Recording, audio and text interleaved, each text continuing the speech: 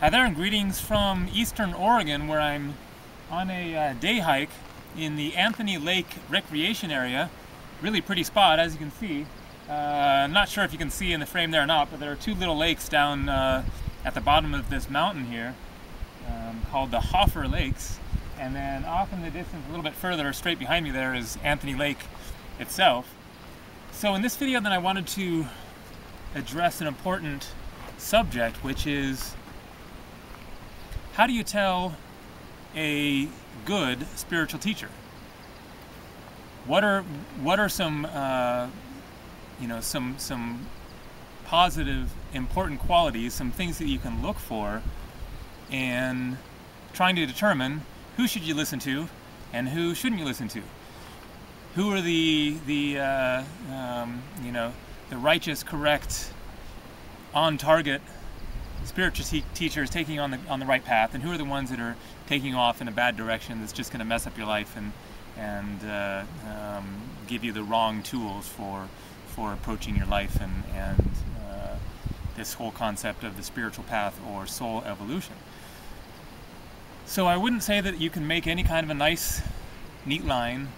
between the correct spiritual teachers and the incorrect ones. Everyone can teach you something, even if it is someone that is leading you away from the truth. You're going to learn something in the course of that experience eventually, but obviously we would all like to be getting the straight truth, the real truth, and shorten that distance to the truth, so that we're not bumbling around in the wilderness, but we actually have some clue of where we're going, and that we're headed in the right direction, and we're making positive progress in our lives, coming into a state of greater peace of mind, clarity, sense of purpose, inner peace and love,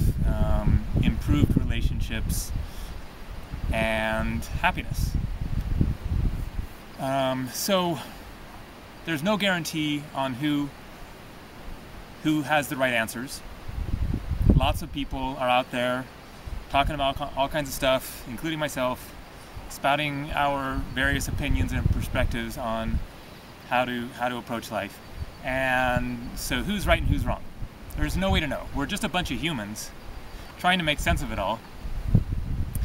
who have had our various experiences, have developed our own personal perspective based on those experiences, and we all think that we're right.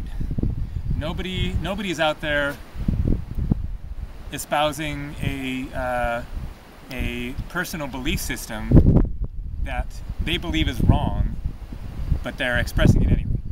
People that are writing books and making YouTube videos and saying this is the right way to live and whatnot, or pretty much everyone thinks that believes themselves and is not a diabolical liar trying to deceive people. That being said, there are many different points of view, many different perspectives, many different ways of going about life. And I would say that it's worth listening to anybody that has something to say, and consider what they have to say. But consider it from your own personal inner connection within, as opposed to following anyone blindly. And so the number one positive, most important trait is, are they seeking to empower you to discover your own version of truth within? If it is somebody who is saying, I figured it all out, I've got the answers, whether they themselves have figured it out on their own, or they are reading some series of books or studied under somebody else who passed on teachings, and they are espousing that this is the absolute correct, right, ultimate truth, and that you should memorize this and take it within and access this set of information for the answers to life, then to me that that is really the wrong approach, and is a belief system of disempowerment. And although there may very well be important truths contained within those teachings, that if the teachings are not empowering you to come to your own conclusions, your own perspective, your own version of truth, which may very well differ from those teachings, then that is a more empowering spiritual approach than one of simply learning a paradigm, a set of teachings, and clinging to that as being some kind of an absolute truth. Because there is no absolute truth. There may very well be universal truths, as there are universal laws within this physical universe. You can't get around the law of gravity, as best I know, and the speed of light and whatnot. Although there may actually be some very subtle variations in the speed of light, even, but still, that's within the context of the physical laws of this universe. And there may very well also be universal truths of sorts that are reliable, but none of us knows exactly what they are. No human can say that they've figured it all out. So in my view, then, a spiritual teacher, one aspect of a spiritual teaching is passing on your own perspective, your own realizations, understandings in the course of your own personal inner quest, and in the course of your learning of various other spiritual paths, because my path has very much been one of a synthesis of reading many different books and going to lots of different workshops and classes and whatnot, and soaking up that information from others, as well as my own inner search and quest, and backpacking alone in the wilderness, and having hallucinogenic or psychedelic experiences with various substances, traveling around the world and getting in touch with various cultures, fasting, meditation, yoga, etc., that has been a source of personal inner understanding, separate from what other people are saying. So combining those two, then I'm all for listening to the wisdom of others, their perspectives, people talking about different things that I don't have experiences with, other spiritual realms and dimensions and beings and whatnot, especially when you hear multiple people talking about these different things, saying that they've had personal interactions. You have to start to wonder if there's something to it.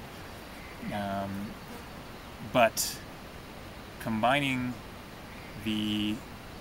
listening to others' teachings with your own inner search within,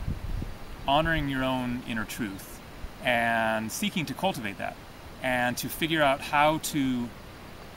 better assess reality and other people based on your own intuition, based on your own gut feelings, your own heart sensation of whether people feel as if they are in alignment, in balance with some concept of universal truth or not, whether they've really done their inner work, cleared out their crap within, and thus have created a channel between themselves and whatever you want to call it, God, Great Spirit, Allah, Source Energy. That's really the most important element of the spiritual path,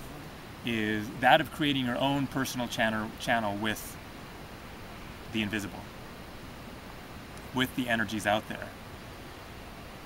with that consciousness which we all come from, that you can't see with your physical eyes, but through various experiences you can sense, you can intuit, you can connect with. It can be like groping your way through your house in the darkness, but eyes closed, you still have other senses that you can utilize in order to make sense of the world around you. And so tapping into that, sixth sense, if you will, or 6th, 7th, 8th, 9th, 10th, finding that interconnection within, so that you are, so that your life is really guided based on your own connection with something within, rather than following the rules that somebody else has laid down for you, rather than following somebody else's teachings, to make your decisions about your life. When you come to those crossroads in life, when you come into those difficult scenarios, face various challenges, have to make difficult decisions.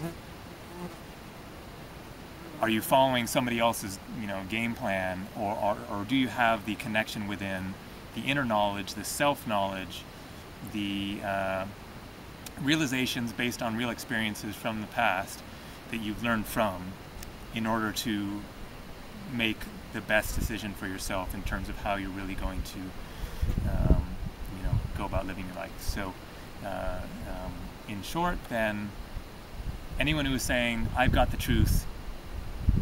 learn this, recite it, and follow this, is a paradigm perhaps to be considered, but in my view, that's one to move on from, and find one that is honoring your own individual, unique, personal perspective on life, and that is seeking to empower you within that, and give you the tools and the skills and the abilities to make your own decisions, about your own life, rather than putting some spiritual teaching or some spiritual teacher or even God above you in terms of your life and your being and how you're going to live your life. That we have the